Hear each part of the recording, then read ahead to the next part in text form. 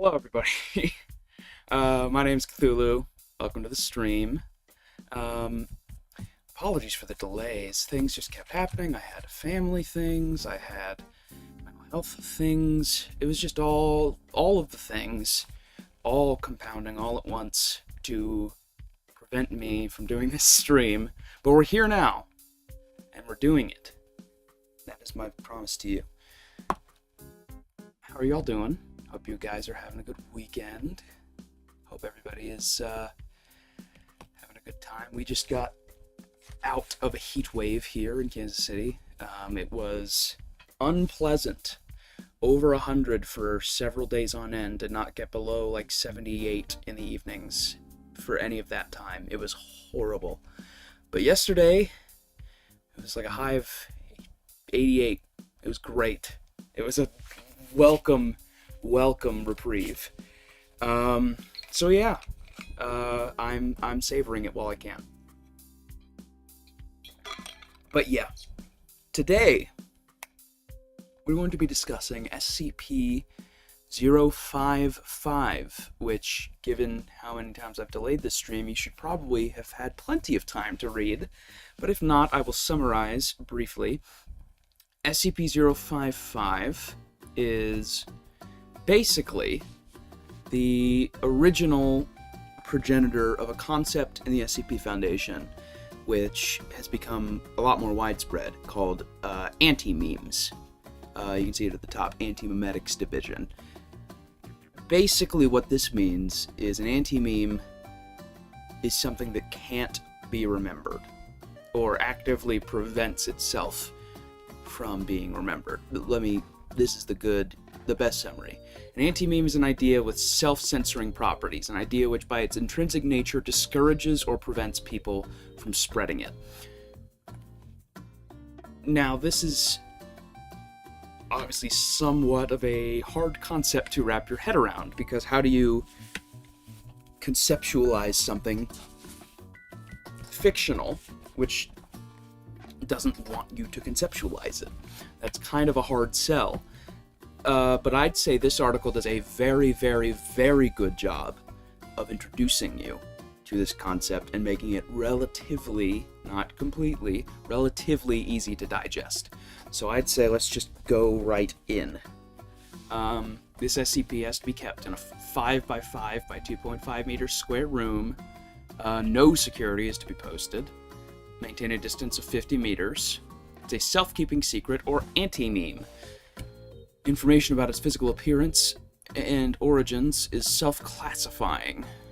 Its physical appearance is unknown. It is not indescribable or invisible. Individuals are perfectly capable of entering its container and observing it, taking mental or written notes, making sketches, taking photographs, and even making audio/video recordings.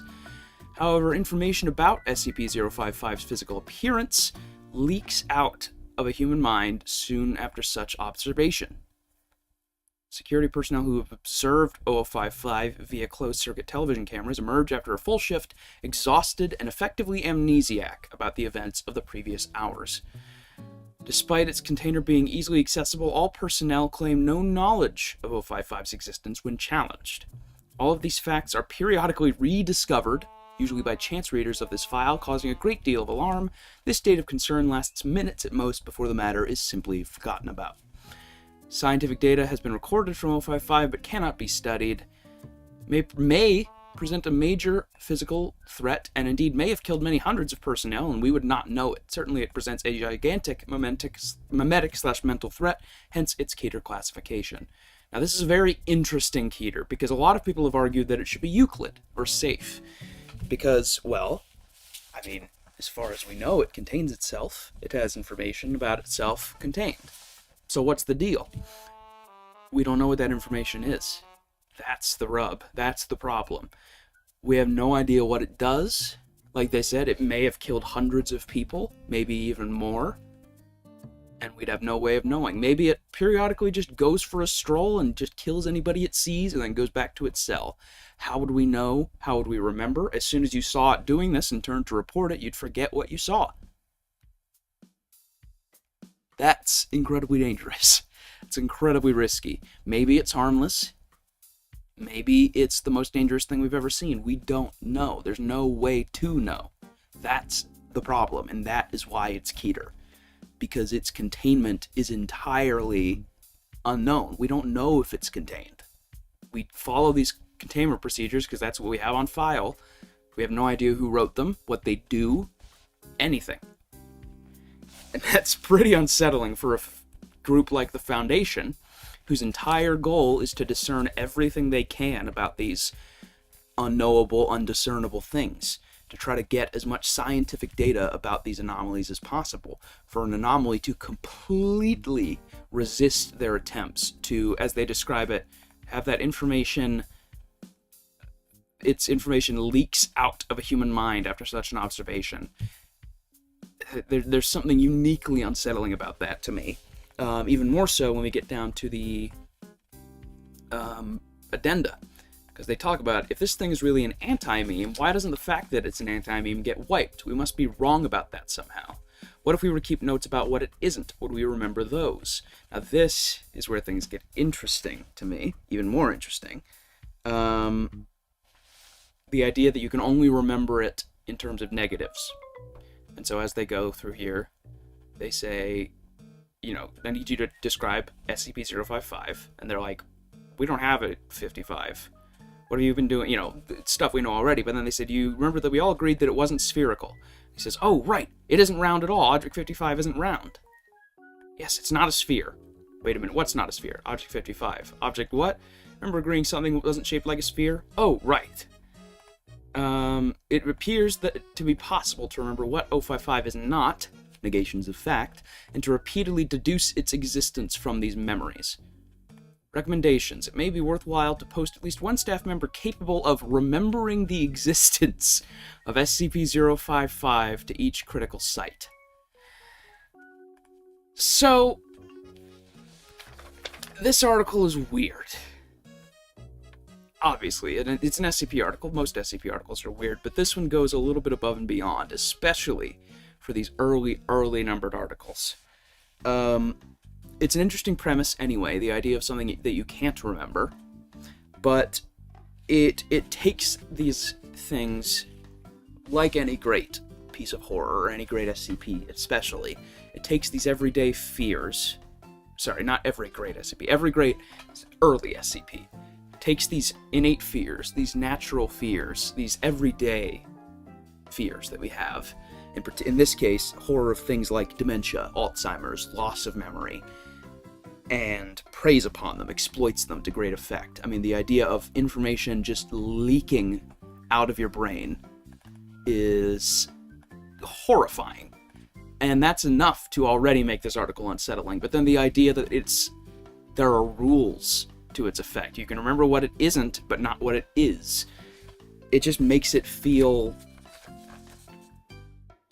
alive. Makes it feel like it's responding to us.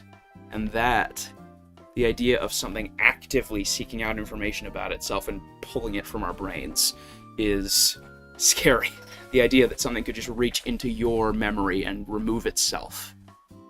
And remove the fact that you even remembered it. You wouldn't even notice that anything had left your memory. I don't like it. Now, this is probably going to end up being a pretty short stream, and that's okay. This is a fairly simple anomaly. I mean, aside from the fact that it's one of the more complex ideas in the Foundation, once you wrap your head around it, the idea that we don't know what it looks like, we don't know what it is, because that's the anomaly. The anomaly is that we don't know anything about it, and we can't. Once you wrap your head around that idea, the pieces of it kind of fall into place. It's not the most technically complex article in the world, and it doesn't have to be. Like I said, this is a very good introduction to anti-memes. But it is not the end of anti-memes. No. Like I said, there's an anti-memetics division hub. Now this is going to get into something very interesting, because so far in our little book club, we have only looked at actual SCP articles that are meant to be these scientific documents, right? And there's a lot of them, and that's the bread and butter of the SCP Foundation website, but that is not the only thing that gets posted here. The Anti-Memetics Division Hub is a great example of a series of tales. Now, tales on the Foundation are basically just... They can take many forms, but generally speaking, they're prose stories. In this case, basically exclusively prose stories as far as the Anti-Memetics Division Hub is concerned. And these stories basically serve to flesh out the world of the Foundation, where the SCP articles are generally meant to be keeping information from us, making it so that we don't know the whole picture.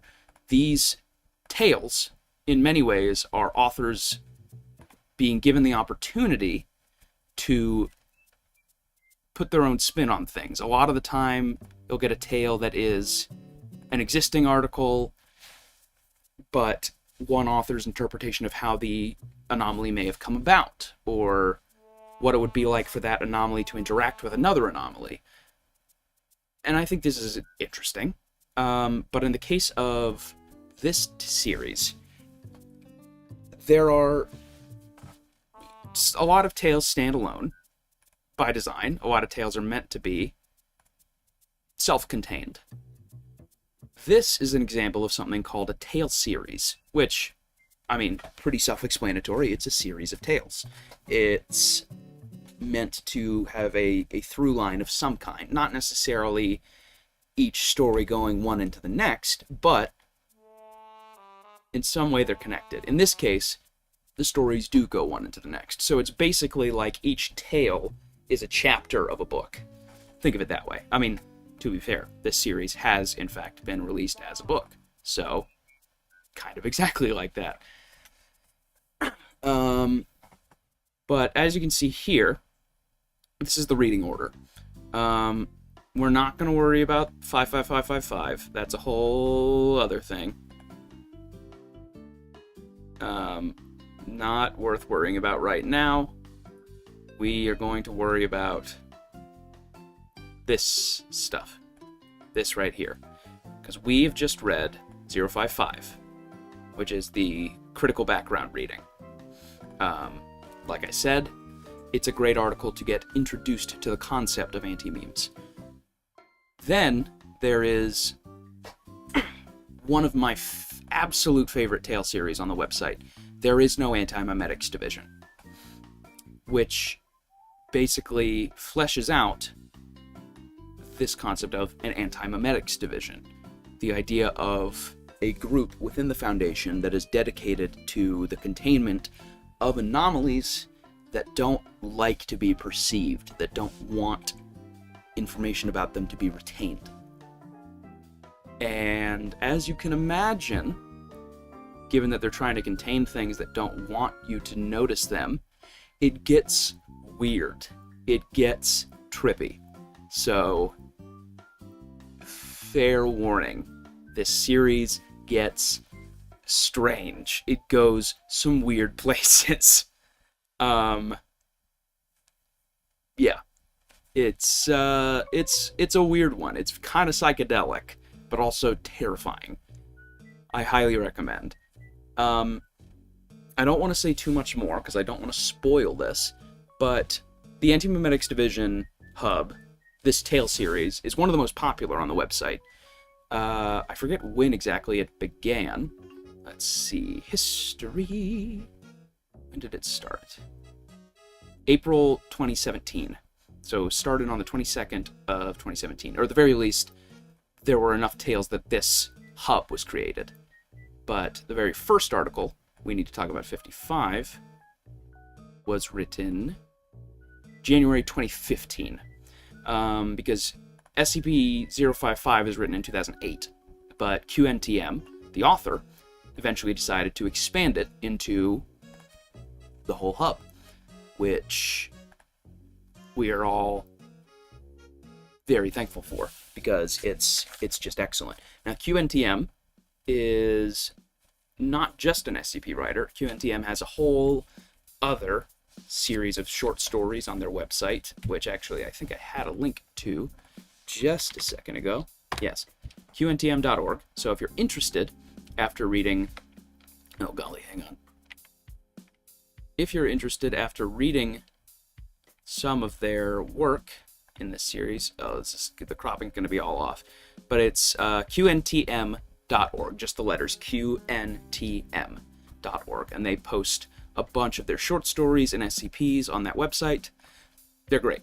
But yes, so for next time, I'm going to suggest, since we've just done the background reading, critical background reading, we start There Is No Antimemetics Division, and start that with We Need to Talk About 55, which is the introductory tale of this series. And, I might add, is excellent. It's a very good article.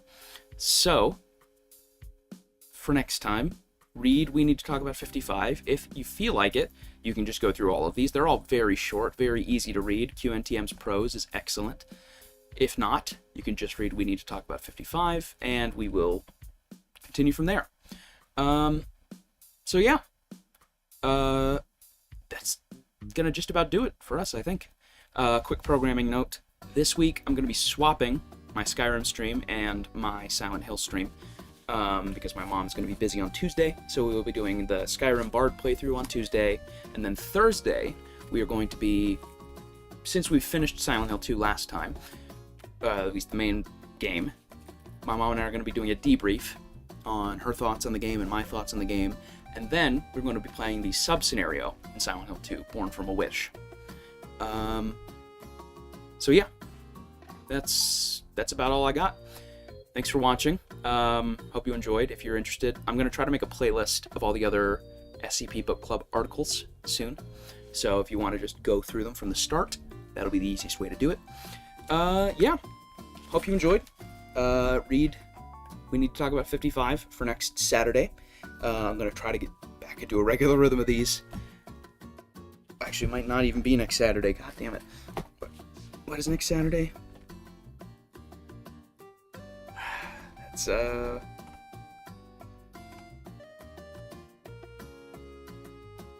Wait. Hang on. Let me check my calendar. I don't want to give you false information, you understand.